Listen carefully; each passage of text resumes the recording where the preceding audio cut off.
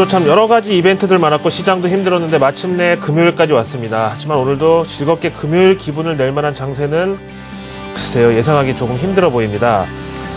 요즘 우리 증시 미국 오를 때는 디커플링이라고 우리 내리고요, 미국 내릴 땐 또 같이 하락을 동반으로 하는 이상한 장세가 펼쳐지고 있습니다. 그래서 아침에 새벽에 일어나서 미국 증시 보다가 이건 참 봄은 또 뭐하나 이렇게 좀 회의감이 들기도 했는데, 어쨌든 개별 이슈별을 좀 오늘 여러 가지로 짚어보고서 주말을 맞이해야 되겠습니다. 로이터 통신의 마감 브리핑 보시고요. 다음에 테러 이후로 갑자기 조용해진 북한의 속내도 한번 보시고, 구글 실적 보고서도 보시고, 다음에 G20 재무장관 회담에 대한 예상도 쭉 준비를 해놨는데요. 맨 처음에 로이터 통신의 마감 브리핑이 나와 있죠. 이번 주 들어서 하루 오르면 하루 내리고 이런 식으로 매일 냉탕과 온탕을 반복해서 오가고 있는 미증시 상황인데요.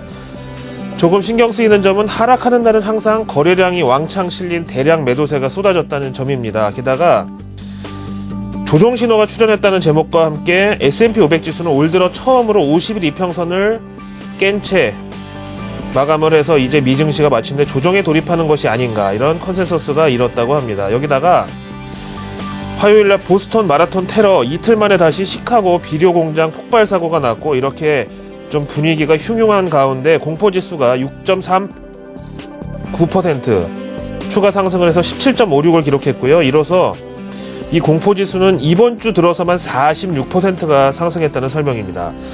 오늘도 미증시 거래량은 하락하는 날 거래량이 실리는 이런 현상으로 70억 4천만 주로 올해 일평균 거래량 63억 6천만 주에 비해서 약 10% 이상 거래량이 증가한 매도세로 미증시가 하락했다는 통계 자료가 나와 있습니다. 사실 미국의 이 테러 공포, 그리고 안보에 대한 강화 움직임, 이런 것들은 뭐 정치적으로 보면 공화당과 이 총기 무기상들 로비스트들에게 좋은 이슈지만요, 또 이게 반대로 우리 한반도 리스크를 약간 줄여주는 역할도 했습니다. 희한하게도 이 보스턴 테러 나고 나니까 북한이 잠잠해졌는데요. 과연 엎드려 있는 속내가 무엇인지 신화통신에서 얘기하고 있습니다. 잠깐 말씀을 드렸지만 앞에서 보신 보스턴 마라톤 폭탄 테러, 그리고 어제 시카고 비료 공장 폭발 사고, 게다가 어제 이 시간에 전해드린 대로 모든 사람이 지지했던 총기 규제안도 어제 갑자기 명분이 좀 흔들리면서 결국 상원에서 부결이 됐죠. 이런 가운데 전쟁에 적극적이고 호전적인 캐릭터 이 공화당은 갑자기 어깨에 좀 힘이 들어가고 있고, 반대로 북한은 요 며칠 잠잠한 채로 납작 엎드려 있는 움직임이죠. 그런데 어제 갑자기 북한이 뭐 물어보지도 않았는데 니네가 대화를 원한다면 유엔 제재를 즉시 해금하고 그 외의 조건은 이러이러하다, 이렇게 입을 열었습니다. 이건 뭐 북한이 먼저 손을 내밀었다 정도는 아니고요. 그동안 뭐 손에 무엇을 쥐고 있는지 모르게 주머니에 넣었던 손을 슬그머니 꺼냈다 정도로 해석이 가능합니다. 우리가 흔히 볼 수 있는 현상 중에 한번 생각해보는 게요, 태풍이 싹 지나가고 나면은 자잘한 저기압대나 뭐 구름대를 같이 쓸고 가버리는데, 미국에 지금 갑작스럽게 이런 테러라는 태풍이 몰아치면서 북한 리스크도 좀 싹 치우고 해결해 가면 얼마나 좋을까, 이런 생각을 해봤고요. 일단 북한이 손을 내밀은 건 아니죠. 주머니에서 그냥 손을 꺼낸 정도의 이런 제스처를 신화통신에서 비중 있게 다뤘다는 이걸 보시면 되겠습니다. 자, 구글의 1분기 실적 보고서가 미국 시장 마감하고서 나왔는데요. 자, 우리나라 삼성, LG 휴대폰에 무조건 안드로이드 시스템 들어가고, 또 구글이 갖는 영향력도 상당히 큽니다. 회사 측이 직접 제공한 1분기 실적 보고서 원문으로 보시죠. 먼저 오늘 기술업종 실적 보고 동향에 대해서 말씀을 드리면은, 이번 어닝 시즌에서 IBM은 실적 실망 나왔고요, 마이크로소프트는 턱걸이를 했고요, 반면에 지금 보시는 구글만 제대로 된 실적 호조를 기록했습니다. 구글은 순이익 기준으로 전년 동기 대비 보니까 31% 늘어났고요, 금액으로 보니까는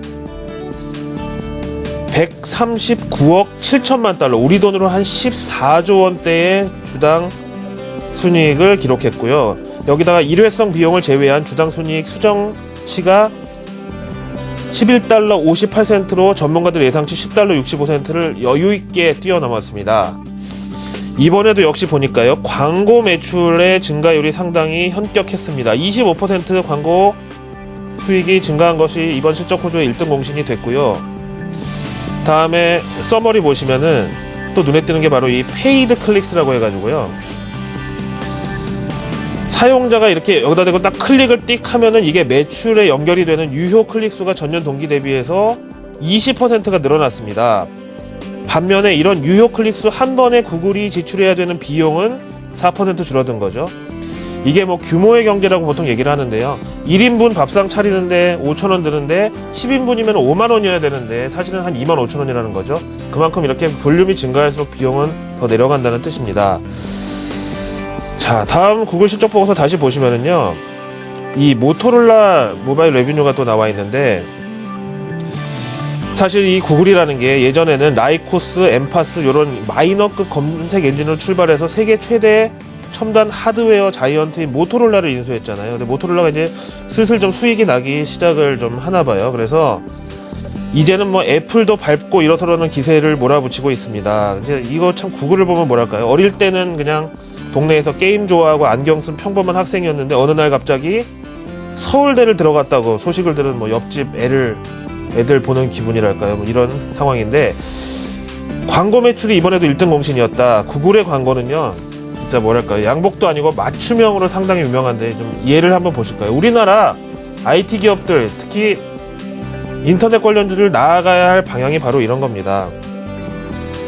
지금 보신 구글의 애드워즈는 엄청난 클라우드 저장 용량을 무기로 해서 사용자 IP 주소, 그리고 검색하는 사이트, 취향 이런 것들을 전부 통합해가지고 이 사람의 취향, 관심사 등등 방대한 정보를 갖고 있습니다. 거기다가 최근에는 이 안드로이드를 구글이 개발했기 때문에 사용자 위치, 동선까지 다 위치 파악을 하고 있으니까 여기에 맞춰서 띄우는 광고가 바로 애드워즈라는 거고, 당연히 이렇게 맞춤형으로 띄우다 보니까 히트 레이쇼가 높을 수밖에 없죠. 예를 들면 제가 구글에 딱 접속을 하면은요, 제가 요 한국경제TV가 위치한 영등포에서 일을 하고 점심은 주로 여의도에 가서 먹고 평소에 어떤 단어를 검색하는지 이런 정보들이 순간적으로 돌아가면서 이 옆에는 여의도 맛집, 영등포 맛집 뭐 이런 식으로 제가 관심을 가질만한 광고들이 쫙 뜬다는 거죠.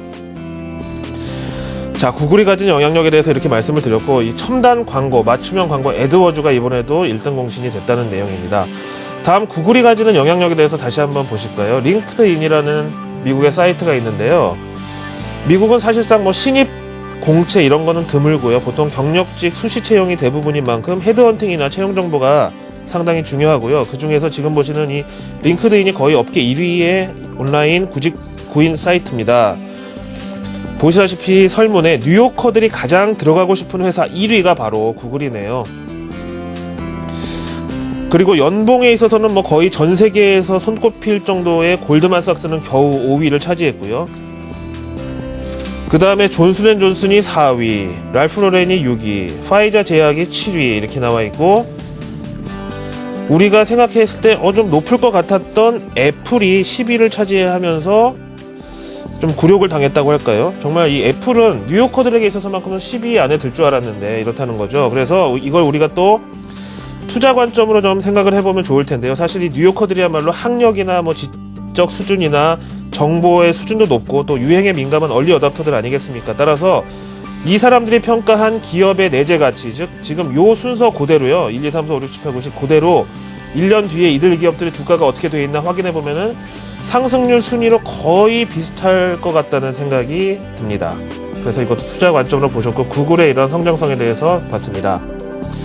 자, 미국 증시 모두 하락 마감을 했지만 구글의 효과가 어떤지 한번 확인해 보실까요? 마감 후 나스닥 선물 현재 동향 보시겠습니다. 보시는 대로 9포인트 상승한 2748.75포인트를 기록 중이고요. 구글 실적 발표 이후에 구글의 주가도 상승, 나스닥 선물에도 역시 영향을 주고 있는 것으로 나타나고 있습니다. 항상 주말을 앞둔 금요일 글로벌 마켓 나오는 좀 분량이 많고요. 할리데이 리스크에 신경 쓸 수밖에 없는데 G20 재무장관 회담 아직까지 진행 중입니다. 오늘 저녁에 이제 이틀 일정의 두 번째 날 마지막 결과가 나오는데요. CNN 머니의 미리 보기 한번 보실까요? 최근에 각국 중앙은행들 사실 양적 완화를 보면은 뭐 대의 명분은 경기 부양이 목적이다라고는 하지만 역시 부수입을 무시 못하는 상황인데요. 특히 부채가 많고 또 가만히 앉아서 돈을 벌 수 있는 무역 수지 같은 걸 생각한다면은 화폐 가치가 낮은 게 무조건 좋다는 이런 등식이 형성이 됩니다. 또 지금 보시는 대로 양적 완화를 하면은 자국의 화폐 가치가 내려가고 환율 올라가고, 그럼 통화 가치가 내려가는 데 따른 무역 수지에 부수입이 있다는 거고요. 지금 G20 재무장관 회담이 미국에서 열리고 있는데 어제 IMF에서 양적 완화 부작용에 대해서 우려를 했고, 또 지난주 재무성에서는 일본 엔저가 이거 너무 좀 과속하는 것 같다, 속도 조절을 해야 된다 경고가 나왔지만 여전히 엔저의 칼날은 일본 증시에는 일종의 스테로이드 효과, 반대로 우리 증시에는 지속적으로 좀 부담이 되고 있습니다. 하지만 이번 G20 재무장관 회담에서도 뭐 묻은 개가 뭐 묻은 개를 나무랄 수 없는 그런 이유로 미국도 유럽도 그 어느 나라도 일본 양적 완화를 대놓고 뭐라고 할 분위기가 아닌 것으로 저렇게 CNN머니에서 분석을 했고요. 이어서 시장 전문가 의견도 들어보시죠. 노무라 인터내셔널 인베스트먼트요.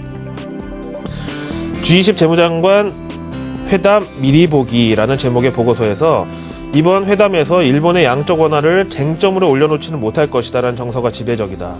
원래는 일본의 양적 완화에 대놓고 칼날을 들이댈 수도 있다는 정서가 있었지만 이제는 저렇게 바뀌었다는 거예요. 다만 경쟁적인 자국 통화 평가절하 내지는 환율에 대해서 일정 목표치를 설정해서 외환시장에 개입하는 것에 대해서 자제를 하자, 이 정도가 고작일 것이라고 예상을 하고 있습니다. 그래서 일본의 양적 완화는 이번에도 완전히 저지선을 구축하기는 힘들다는 거고요. 국내 증시 스트레스에 대해서도 한번 보시겠습니다. 달러 대비 원화 환율과 코스피 지수를 같이 대비해서 보시겠는데요. 지난 6개월, 1년 보면은 거의 이 달러 대비 원 환율 계속 올라가면서 코스피는 지금 역동조화로 좀 침해를 받았고요. 최근 일주일치 보시면은요, 지난번 미국 재무성에서 경고 한번 한 뒤로 엔화 약세, 그러니까 달러 대비 엔화 강세 기조가 한번 꺾였다가 G20에서도 어떻게 못할 것이라는 이런 예상에 따라서 다시 올라가고 있는 상황이고, 현재 1달러당 98엔 28전까지 와 있습니다. 거의 100개 인접해 있는 상황이고, 반대로 우리 정치는 이렇게 코스피 지수가 요 환율에 따라서 역동조화로 꼬꾸라지고 있는 흐름이 안타깝다고 말씀을 드렸던 거죠. 자, 오늘 금요일입니다. MSCI 한국지수를 한번 보시겠는데요. 지난 금요일만 해도 북한 리스크가 워낙 컸던 상황이어서 외국인들이 금요일날 미리 팔아서 현금화 해놓고 주말 보내자, 이런 할리데이 리스크가 적용됐었는데 이번 주에는 할리데이 리스크는 사실 감안을 안 해도 될 것 같습니다. 왜냐하면 앞에서 보신 미국의 그 테러 사태가 북한을 좀 자제를 시켜놨다는 거고요. 보시는 대로 저점에서 계속 움직이고 있는데요. 급등락 급등락을 그야말로 반복하다가 1.51% 오늘 하락했는데, 사실 54.80은요 기술적으로 봤을 때는 코스피 1900선 밑에 위치하고 있는 상황입니다. 그래서 외국인들 투심은 코스피가 1800대 한 중반까지 내려오기 전에는 지수를 들어올리거나 적극적으로 저가 매수에 나설 의향이 없는 것으로 오늘까지 일단 확인을 하시는 게, 각오를 하시는 게 좋겠습니다. 금요일 글로벌 마켓 나우의 김희욱이었습니다.